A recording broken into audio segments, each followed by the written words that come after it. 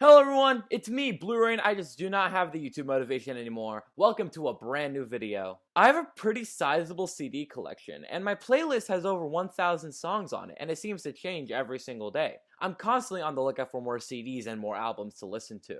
And today, I thought it'd be dope to go over my top 10 favorite albums of all time. I delayed this a bit because I wanted to have every single favorite album on CD, and I finally got the last one. So, I'm not going to keep y'all waiting. Let's get started with the list.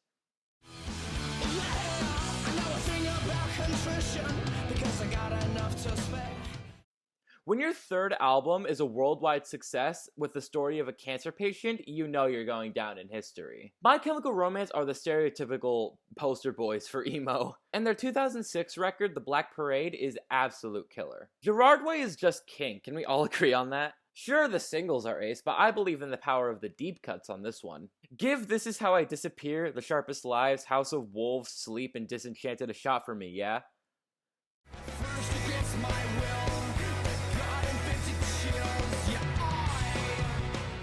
Here's number one of my unpopular opinions here. I just think Neighborhoods is the best Blink album. Probably because I love Angels and Airwaves more, but Jesus Christ, his album is so good. I love how Tom's voice matured since 2003's Untitled record. Mark still sounds the same, but I feel that adds a bit of like a classic edge to the record. And Travis, well, he's Travis Barker, come on. I know fans of older Blink-182 detest this record, but as a bigger fan of Tom DeLonge's other band, Angels and Airwaves, I love the direction they went for this album. My personal favorite song is Ghost on the Dance Floor, but please check out Natives, After Midnight, Hearts All Gone, Wishing Well, MH418-2011, and Even If She Falls.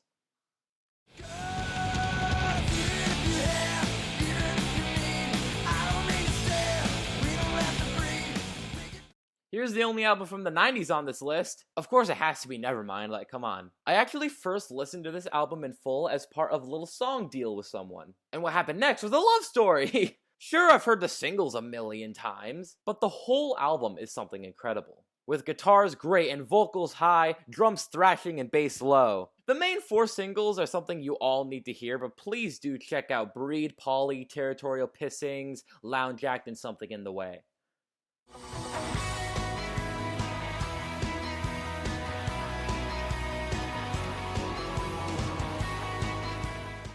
Speaking of Angels and Airwaves, here they are on the list! I know Angels and Airwaves aren't that really well known. I mean, hell, some people outright hate them. But this band is where I got my love for space rock. And I love the sounds the band plays with. Synth and rock and these uplifting lyrics. Hell, The Adventure can still make me tear up to this day. If you're a Blink-182 fan and you miss Tom DeLonge and you like space rock, maybe Angels and Airwaves will be right up your alley. If you listen to Whisper, I highly recommend Valkyrie Missile, The Adventure, A Little's Enough, The War, The Gift, and Start the Machine.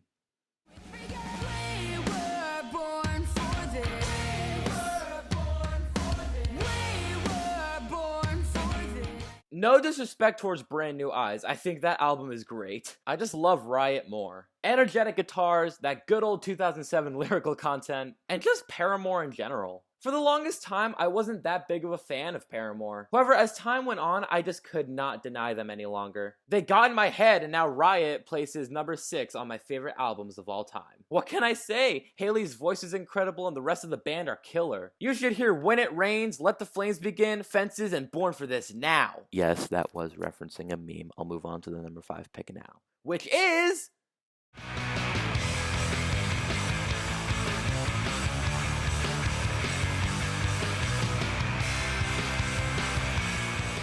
Did you know that 3 out of 5 of my top 5 favorite bands are British? Here's British band number 1, which is Muse with Origin of Symmetry. December was Muse month for me, but it was cut short due to my earbuds being a bastard! However, before I complained to JBL about them, I finally got a full, uninterrupted listen of Origin of Symmetry. I actually had the record in my sights long before then, but I was really intimidated by the length of the record. But for week 1 of Muse month, I had to listen to it. And my god, I fell in love with it. Incredible riffs courtesy of the genius known as Matthew Bellamy, stellar bass parts from old mate Chris Wolstenholme, and some sleek drums by none other than Dominic Howard. Please, please, please give Newborn, Bliss, Citizen Erase, Microcuts, and Megalomania a shot. Especially Newborn. That riff is insane.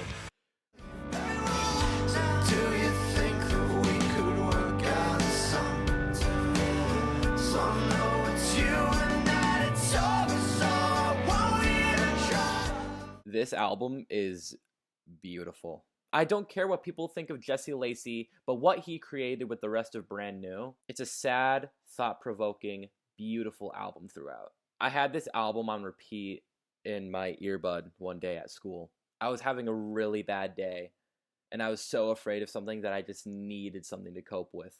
The Devil and God Originating Inside Me was the hand in the darkness that day. I only stopped listening to it when the earbud died. Please go listen to this album. If you won't, then at least listen to Sowing Season, Millstone, Jesus Christ, Degausser, Limousine, and Handcuffs.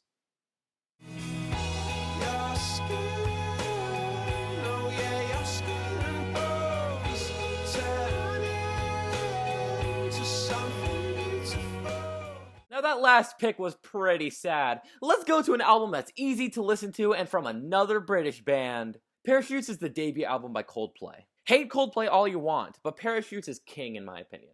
Instrumentation work is great, and Chris Martin's voice was already showing how incredible it could be. This album is beautiful as well. However, it's not as sad as Devil and God. I think everyone on Earth has heard Yellow before, so I'll just go ahead and promote the other songs. Back to Back, Don't Panic and Shiver are amazing. Spies is chill and smooth. Trouble's piano is outstanding. And Everything's Not Lost is uplifting. Don't forget to wait those 13 seconds after Everything's Not Lost, because you also have the hidden track Life is for Living to listen to.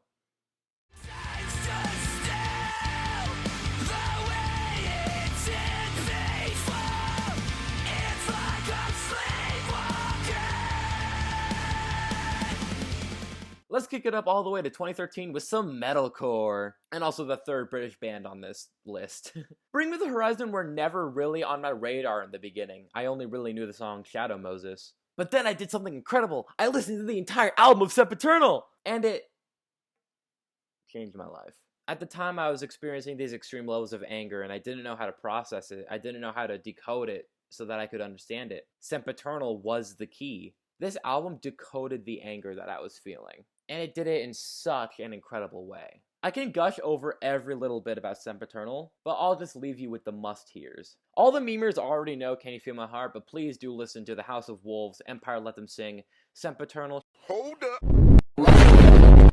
I'm editing this. It's 7:15 p.m., and I'm watching back the footage, and I realized that I accidentally called Sleepwalking Sempiternal. That's my favorite song off the album, Sleepwalking. How did I mess that up? I meant to say Sleepwalking. Okay, back to the video. Shadow Moses and Antivist. Boy, guys, number one. What could it be? Is it this album? Or is it that album? Or that album? It's time to unveil my favorite album of all time.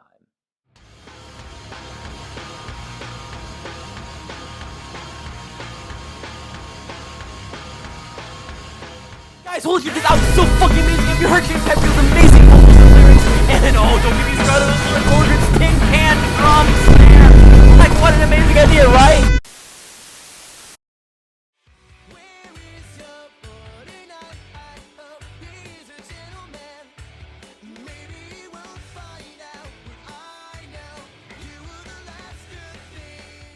That was a really bad joke, but the answer is obvious. It's Take This to Your Grave. Take This to Your Grave is my favorite album of all time. I've preached this countless times by now. Blueprint for pop punk, amazing guitars, amazing drums, bass, vocals, lyrics, everything about this album is amazing. It's the right amount of raw, like, you know, what you'd expect from 2003. I won't waste any more of y'all's time on this, so I'll just hit you with the recommendations. You need to hear Tell That Mick He Just Made My List of Things to Do Today, Grand Theft Auto and Where's Your Boy, Saturday, Sending Postcards from a Plane Crash, The Pros and Cons of Breathing, and The Patron Saint of Lies and Fakes. Thanks for watching, everyone. If you read the description of my last video, then you know that I just have not had the motivation to make YouTube videos recently. I don't know what the hell's wrong with me. You see, I would get started on a video, and then when I'm like 25% of the way through, I would just give up on it. Anyway, Happy New Year to you all. Let's hope 2022 is actually decent.